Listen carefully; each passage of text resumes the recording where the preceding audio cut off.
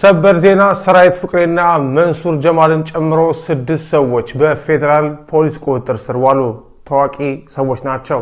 መኪና አስመጣለሁ በሚል በርካታ ሰዎችን ካጭበረበረው ህዝብ እያለቀሰበት ካለው ፊንቴክ ጋር በተያያዘ የተለያዩ ማስታወቂያዎች ሲሰሩ የነበሩትና ማህበረሰብ እነሱን ተከትሎ ገንዘቡን እንዲያወጣ አድርጓል ተብለው የተጠረጠሩት ሰራዊት ፍቅሬ በቁጥጥር ስር ውለዋል። ዛሬ በፌደራል ፖሊስ የዛሀበሻ ምንጮች እንደገለጹት ሰራዊት ፍቅሬ፣ መንሱር ጀማል፣ አብርሃም ግዛው ልጅ ካሊድ፣ ዳንኤል ተገኝና ይገረም ደጀኔ የተባሉ አርቲስቶች ዛሬ በፌደራል ፖሊስ ቁጥጥር ስር የዋሉ ሲሆን ይህ ዜና ወደ እናንተ እየደረሰበት እስካለበት ጊዜ ድረስ በፌደራል ፖሊስ ቁጥጥር ስር እንደሆኑ አውቀናል።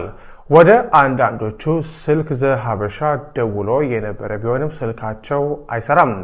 ይህ ዜና ወደ እናንተ እየደረሰበት ባለበት ጊዜ ሰራዊት ፍቅሬን ጨምሮ ቲክቶከሩ መንሱር ጀማልና ሌሎችም በቁጥጥር ስር ላይ ሆነው ምርመራ እየተደረገባቸው ተጨማሪ መረጃ ይዘን እንመጣለን።